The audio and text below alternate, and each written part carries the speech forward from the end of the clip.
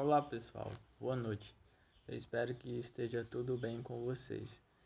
Hoje iremos apresentar para vocês o tema Lepidossauro, serpente, lagartos e tartarugas. A minha equipe é composta por Iranildo Chaves, João Batista e João Reginaldo. Primeiro eu vou dar uma introdução breve sobre a classe Reptilia. Então, a classe Reptilia inclui os primeiros vertebrados totalmente terrestres. Também a classe Reptilia é um grupo parafilético. O nome répteis vem do latim reptare, ou seja, significa rastejar, fazendo uma alusão à característica mais comum do grupo, que é a forma de locomoção, alçando seu ventre no solo. Então, ou seja, a forma dele de se locomover é roçando seu ventre no solo. O comportamento de rastejar deve-se principalmente à disposição dos seus membros locomotores, que fica situado no mesmo plano do corpo. Os répteis são exotérmicos. Organismos dependem de fontes externas para regulação da sua temperatura, ou seja, eles não mantêm uma temperatura ideal, então eles precisam de fontes internas para que essa temperatura seja ideal. Eles possuem tipos de ovos amnióticos com 4 anexos embrionários: o córion, o halotóide, o saco vitelínico e o ânio, e a casca porosa. A casca porosa é a casca do ovo. O córion e o halotóide fica responsável pela troca gasosa. E o saco vitelínico é a reserva do embrião. Bom, leptossauro. Os leptossauros compõem o maior grupo da classe Reptilia, representado por mais de 4.800 espécies de lagartos, 290 espécies de serpentes e além de 2 espécies de tartarugas. Aqui eu coloquei 3 imagens representando os lagartos. Coloquei representado pelo TU, coloquei as serpentes representado, que tem gente que fala serpente, fala cobras, né? São as cobras, e as tartarugas, essas aqui, essa última imagem aqui.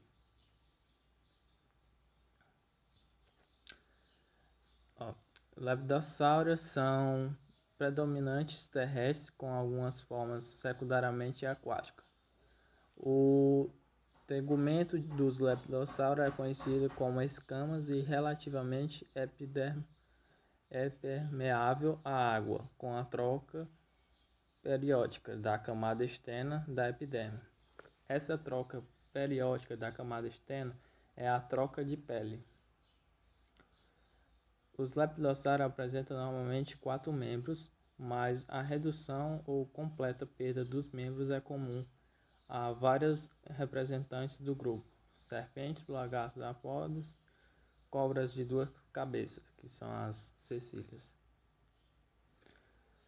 Bom, serpentes. Aspectos gerais. Os animais de sangue frio, as serpentes são répteis pertencentes à ordem Exmata, animais que possuem escamas, sendo conhecidas popularmente como cobras. Deduz que a serpente evolui a partir de um lagarto, de lagartos que se encontra no solo e que seu corpo alongado, desprovido de patas, seria apenas uma adaptação em seu modo de vida. Então, as perdas, como eles deduzem, né, que as serpentes evoluíram dos lagartos, então as perdas das patas Foi um modo de adaptação para a sobrevivência. Ainda nos aspectos gerais, uma característica muito interessante da serpente é a capacidade que ela tem de abrir a mandíbula para ingerir a presa maior do que ela mesma. Isso se deve à mobilidade que esses animais apresentam na mandíbula, que é a virtude de uma dupla articulação. Em um crânio, a mandíbula é um osso chamado quadrado, posicionado a eles uma abertura bocal maior que 150 graus. A figura ao lado mostra essa mobilidade da mandíbula permite atingir a presa maior. Pronto. Deixa eu ver aqui se eu... Aqui, ó. Esse osso aqui, ó, que fica situado assim, aqui essa parte vermelha é o osso quadrado, onde ela consegue abrir, né, a mandíbula e ela consegue engolir presas maiores do que ela.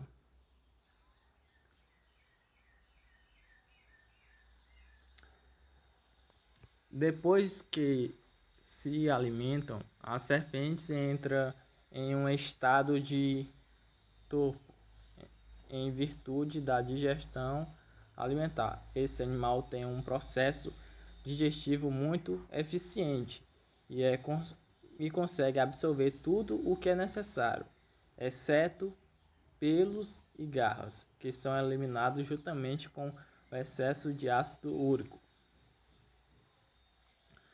Comportamento: as serpentes podem ser encontradas em vários locais, como no solo, árvores, buracos, na água doce e também no mar, como a serpente marinha. Dentre as diversidades de espécies, podemos citar a surucucu. Surucucu seria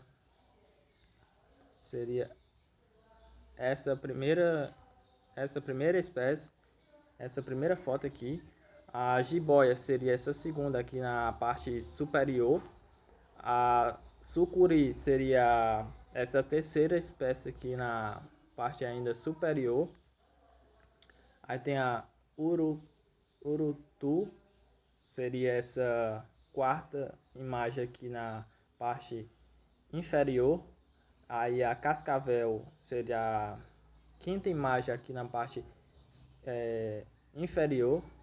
E a coral também ainda aqui na a última imagem na parte inferior. Reprodução. Bom, quando as fêmeas estão prontas para acasalar, elas começam a deixar um rastro de feromônios, que eventualmente é percebido pelo macho sexualmente maduro. Então, ela deixa um feromônio, só que apenas os machos maduros são capazes de identificar. O macho então começa a seguir o rastro e depois encontra a pretendente e se enrola com ela e introduz um hemipênis, o que como seus órgãos sexuais é chamado. A cloaca da fêmea libera o esperma e esse processo geralmente dura menos de 1 hora, embora exista espécies que passam um dia todo nisso, e a fecundação ocorre no interior da cobra. Aqui embaixo eu coloquei uma imagem só por curiosidade de alguém, que eu coloquei o pênis, como seria o pênis da cobra. Aqui é o hemipênis. Essas 3 imagens aqui. Bom, as fêmeas costumam se reproduzir entre 1 e 2 vezes por ano, enquanto algumas espécies põem seus ovos e os filhotes se desenvolvem fora do corpo da mãe Outras dão à luz cobrinhas já formadas, e há quem combina os dois métodos, expelindo os bebês depois de ovos, eclodindo os seus ventres. Vale lembrar que também existem espécies capazes de se reproduzir sem a presença do macho, criando clones entre si mesma.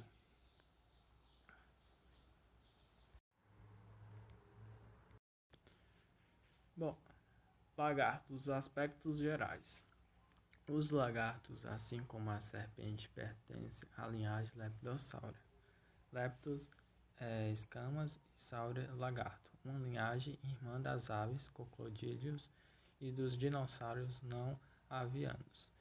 Juntamente com as serpentes, eles compõem a ordem Escamata, que é o termo em latim para o plural escamados, se referindo à principal característica externa dos lagartos é que tem a pele coberta por escamas. Os lagartos são tetrápodes, ou seja, vertebrados com 4 membros locomotores. Apesar de algumas linhagens atuais possuir apenas 2 ou nenhum membros locomotores, os ancestrais de todas as espécies de lagartos são tetrápodes. Ainda nos aspectos gerais, a maioria das espécies de lagartos possui anatomia externa similar com a cabeça, em forma triangular. 4 membros posicionados ao lado do corpo e da cauda alongada. Pronto, eu coloquei 2 imagens aqui de 2 lagartos. Nessa primeira imagem, podemos ver um teiu. Podemos perceber o formato da cabeça dele em forma triangular, certo? E essa outra foto aqui também é outro tipo de lagarto que eu tinha até comentado antes quando eu estava falando ainda sobre serpentes, que esse lagarto ele é parecido, a gente vê assim, a aparência dele parece ser uma serpente, assim, por não ter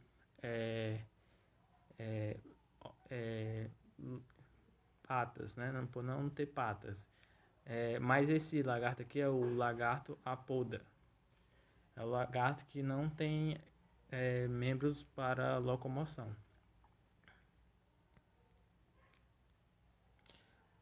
O comportamento. A maioria das espécies de lagartos são terrestres, habitando terra firme. No entanto, também é possível encontrar várias espécies com hábitos arbóreos, inclusive semi-aquáticos, como a iguana marinha de Madagascar, que se alimenta de algas marinhas, podendo mergulhar e ficando vários minutos submerso. Pronto. Aqui eu coloquei uma imagem da iguana marinha. Vamos ver aqui. E aqui ela está submersa. Comportamento. Os lagartos se locomovem movimentando os membros. No caso das espécies apoda, que era naquela imagem anterior que eu mostrei para vocês, que eles não tinham órgãos locomotores, o rastejamento é feito por contrações musculares, fazendo com que o animal deslize pelo solo. Existe, no entanto, algumas espécies com comportamento locomotor bastante peculiares, como o dragão voador, que o dragão voador, no caso, seria essa imagem aqui, que possui na lateral do seu corpo extensões projetadas de pele, que dá a ele capacidade de planar quando salta de uma árvore para outra, aplicando a sua capacidade de deslocamento.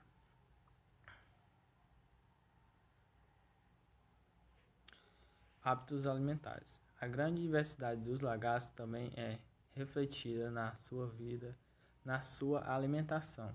A maioria das espécies é insetívora, ou seja, se alimenta de insetos.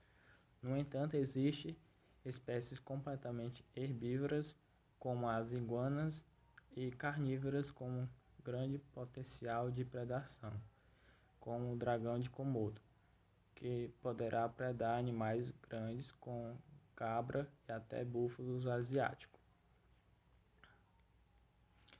A reprodução dos lagartos. Lagartos são ovíparos, ou seja, botam ovos e deles saem os filhotes. Sua fecundação é interna e a reprodução é sexuada, o que significa que os gametas masculinos são injetados dentro do aparelho reprodutivo da fêmea e ali são fecundados. Uma espécie em particular, Aspidocelia umparis, se reproduz por partenogênese, ou seja, os seus filhotes nascem a partir de um ovário não fecundado. Nessa espécie não existe macho, apenas fêmea. Aqui eu coloquei a espécie em particular, certo?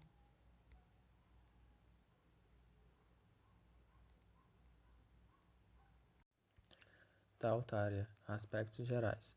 Tautaria é um fóssil vivo cuja linhagem remota a pelo menos 200 milhões de anos, sendo contemporânea dos dinossauros. Esse animal é endêmico da Nova Zelândia e é o único atualmente da ordem Sapernotidae. A Tautaria é um réptil e pertence à ordem dos ricocéfalos e epidêmico da Nova Zelândia. Semelhança a um lagarto, mas apresenta características típicas de répteis da era terciária e a sua linhagem remota a 200 milhões de anos durante o Triássico. Ainda nos aspectos gerais, essa espécie também carece de ouvidos externos. Por outros lados, observe que seus membros são robustos e desenvolvidos. Em relação ao tamanho, pode atingir a 50 a 70 centímetros e pesar 500 gramas e 1 kg. Esses animais são terrestres, que preferem terrenos rochosos, particularmente costas rochosas. Esses répteis têm a peculiaridade de respirar devagar, em repouso 1 hora por passar entre uma respiração e a seguinte. Eles são animais noturnos, carnívoros e insetívoros. Eles têm uma dieta variada e se alimentam de insetos, caracóis, ovos, filhotes ou lagartos, ocasionalmente causando canibalismo, são registrados. Ou seja, acontece também o canibalismo entre as próprias espécies de Tautarias. Tautaria, reprodução. São animais extremamente longevos e com um desenvolvimento lento. As fêmeas não começam a se reproduzir até atingir os seus 20 anos. Depois de terem a reprodução e colocar os ovos são eclodidos 2 anos após a fecundação. Eles não apresentam órgão copulador. Aqui são algumas curiosidades. As Tautarias eram contemporâneas dos dinossauros há aproximadamente 240 milhões de anos.